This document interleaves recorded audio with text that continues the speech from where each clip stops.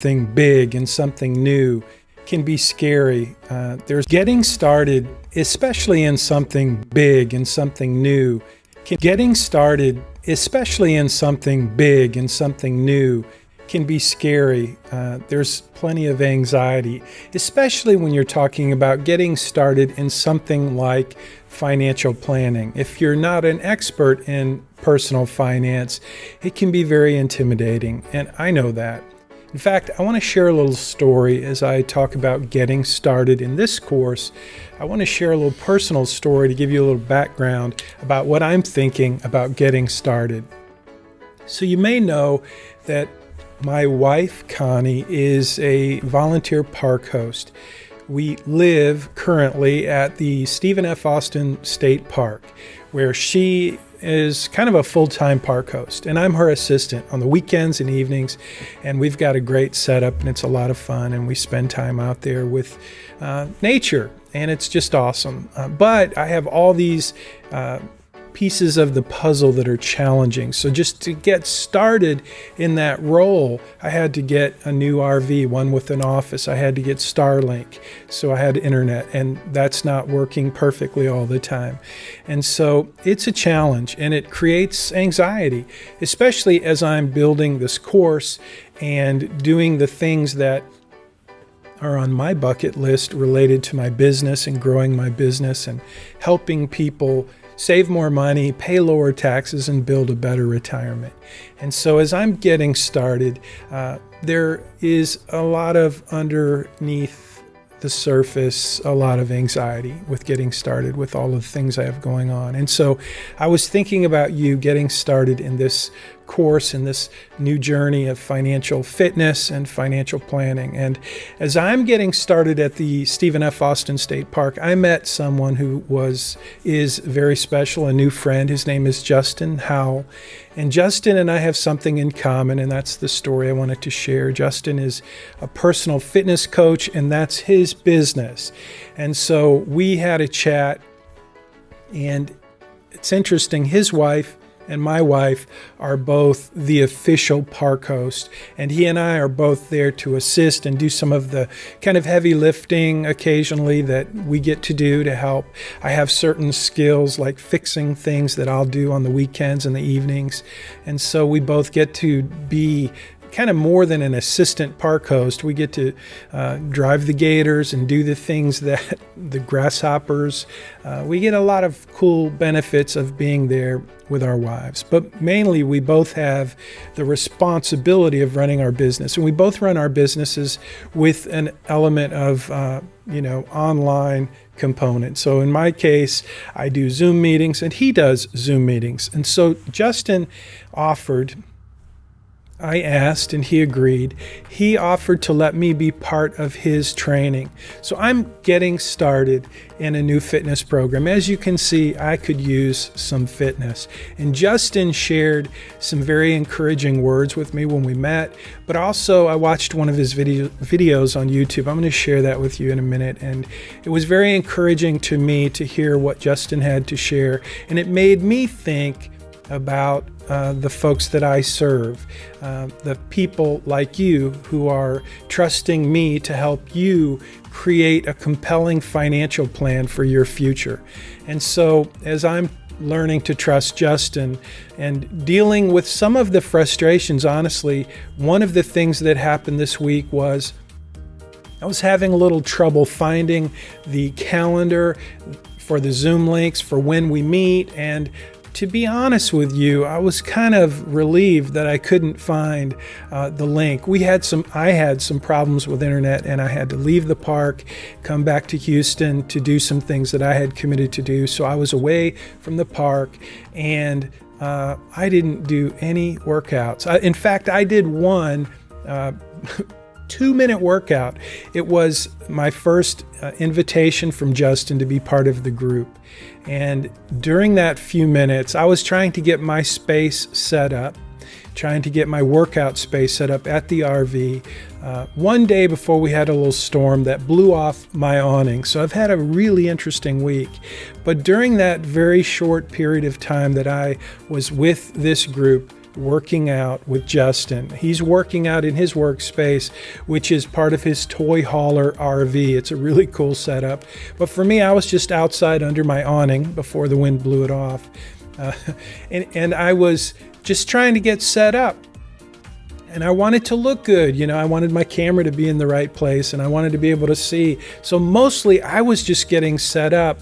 But while I was there in that workout group, I started to feel very much like a spy. Like I was just there looking at everyone else and everyone else was working out.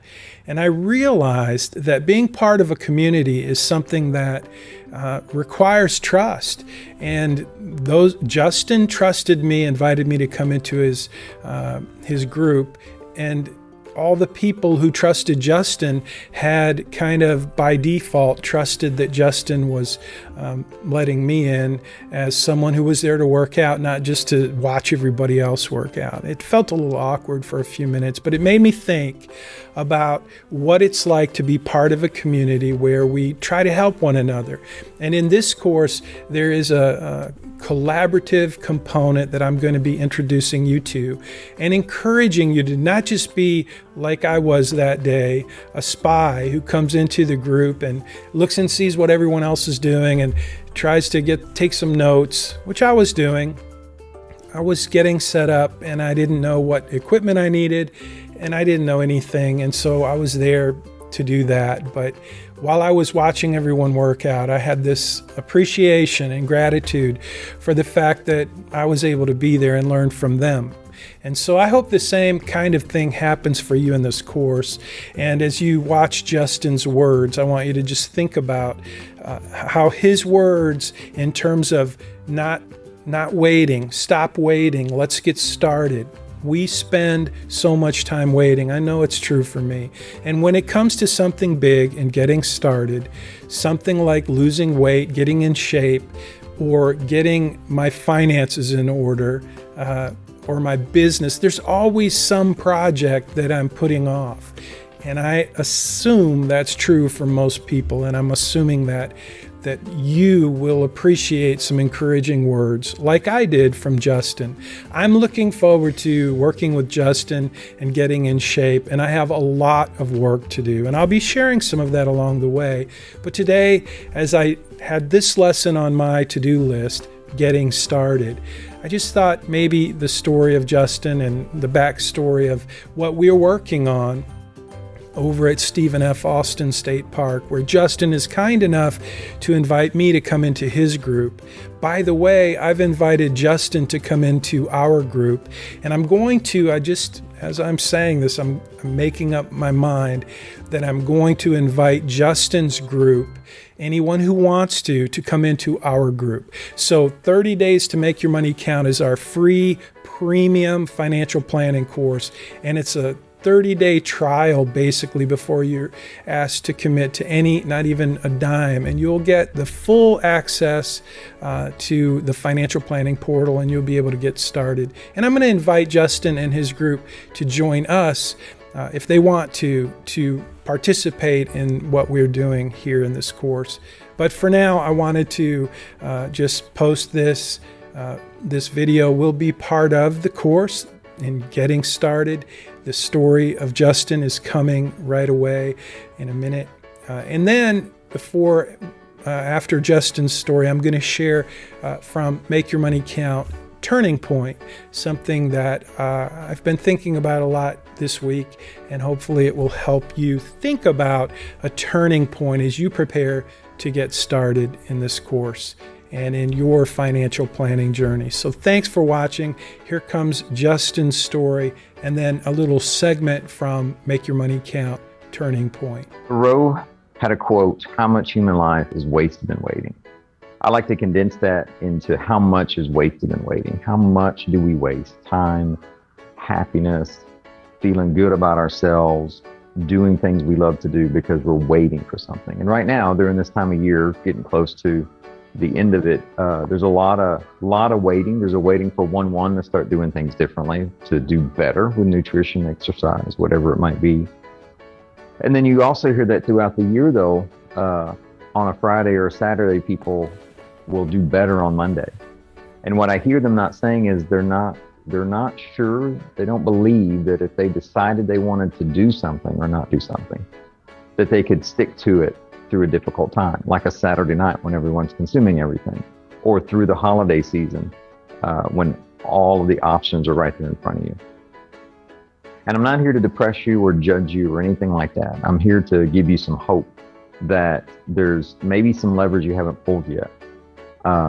Maybe one of the reasons that you've sometimes started and then not been successful when a difficult period came, when Valentine's hit, when a birthday hit, when whatever happened, life, it's because you didn't have a plan that was really a good fit for you. There's a lot of great ideas out there. There's a lot of great programs, apps. There's a lot of great ways to attack everything that you want to do.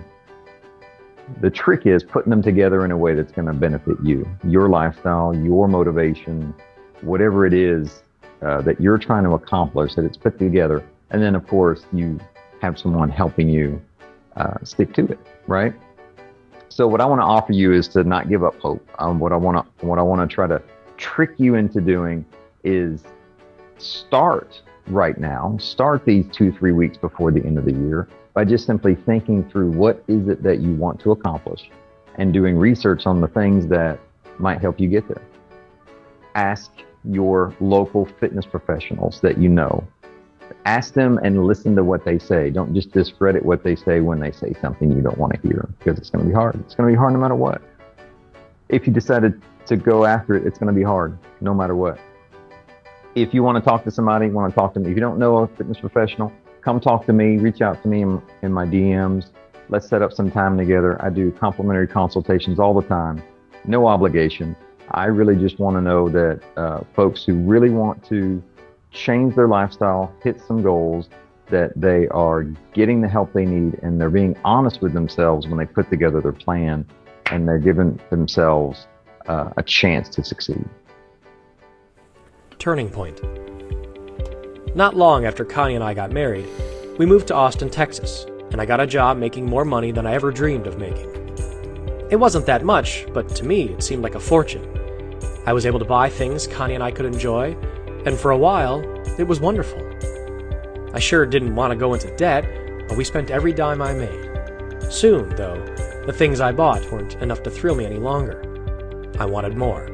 I thought I needed more. I hoped the things I was buying could fill up the hole in my heart, but when they didn't, I tried to cram more in there, but the hole just got bigger.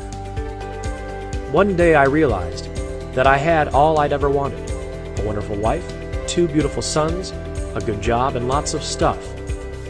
But I was miserable. My dream was fulfilled, but I felt emptier than ever. For a new thrill, I started smoking pot. That felt good for a while, but bad decisions followed bad decisions. And soon I was on the verge of losing Connie, my sons, my home, and my job. I'd like to say that I flushed my last dime bag down the toilet because of noble reasons, but that's not true. I flushed it because I realized it was costing me way too much money. The answer, I became convinced, was to make even more money. I left my job and became an insurance agent. In that role, I interacted with hundreds of people, and I observed them carefully. Some were just as driven to make money as I was, and they felt just as empty.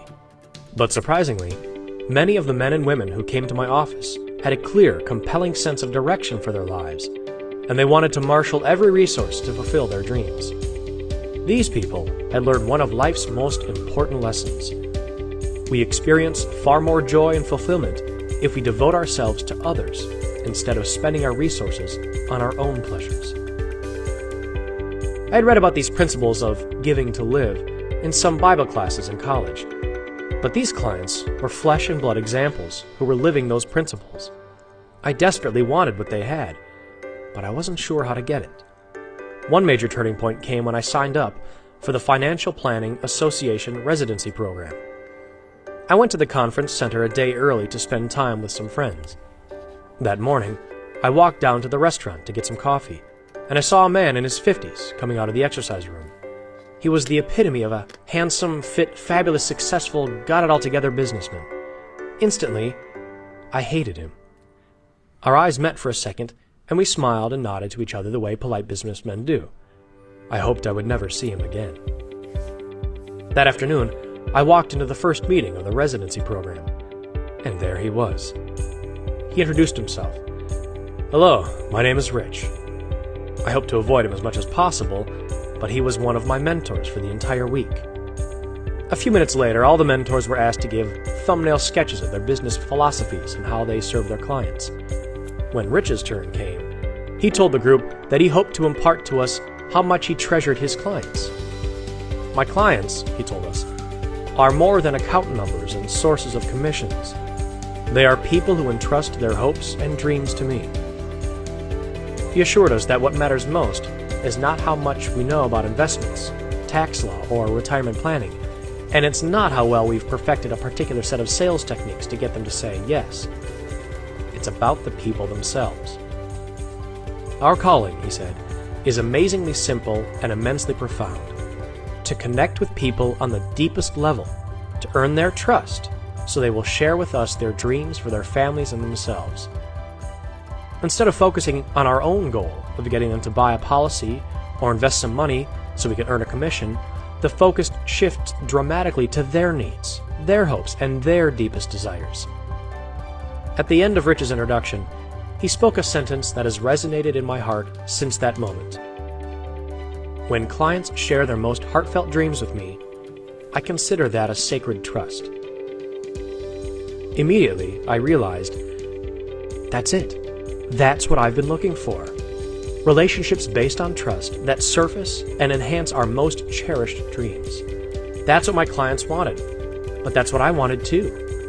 I had been completely absorbed in myself, my pleasure, my goals, my desires, my success, and my comfort. The circle of my life had been reduced to a dot. As a friend of mine says about his temptation to be preoccupied with himself, "I may not be much, but I'm all I think about." That was true of me, in spades. When I met with clients, I smiled and tried to look like I was genuinely interested in them, but I was thinking only about selling them products so I could make more money. And in my family, I demanded that they comply with my wishes all day, every day, or I pouted. But Rich and the clients who had modeled a life of purpose were showing me that real life comes from looking beyond ourselves. I remembered what Jesus told his followers. "Give away your life, you'll find life given back. But not merely given back with bonus and blessing. Giving, not getting, is the way. Generosity begets generosity." Luke 6:38. I'd probably read or heard that passage dozens of times, but in Rich and my purpose-filled clients, I saw that it's true. Those who lived for a higher purpose than their own pleasure experienced the thrill of touching others' lives and the contentment of knowing their lives really count. The change in my life has been wonderful, if a bit uneven. As I've become convinced that living for others brings the most joy in life, I've certainly experienced far greater contentment than ever before. Instead of demanding my way all the time with Connie and our kids, and my friends and coworkers and neighbors and anyone else in the universe, I really care about them. Instead of using Connie to meet my needs, I'm more concerned about her needs. Believe it or not, I'm learning to listen. Today I see my defect of selfishness far more clearly than I did when I was submerged in it. And now I can more easily identify my selfish attitudes and actions so I can make choices to be more gracious and grateful. But make no mistake, I'm still in process and I have a long way to go. I'm only on the first part of the path. But I'll tell you, even the beginning of the journey of caring for others is far better than the best day of rampant selfishness.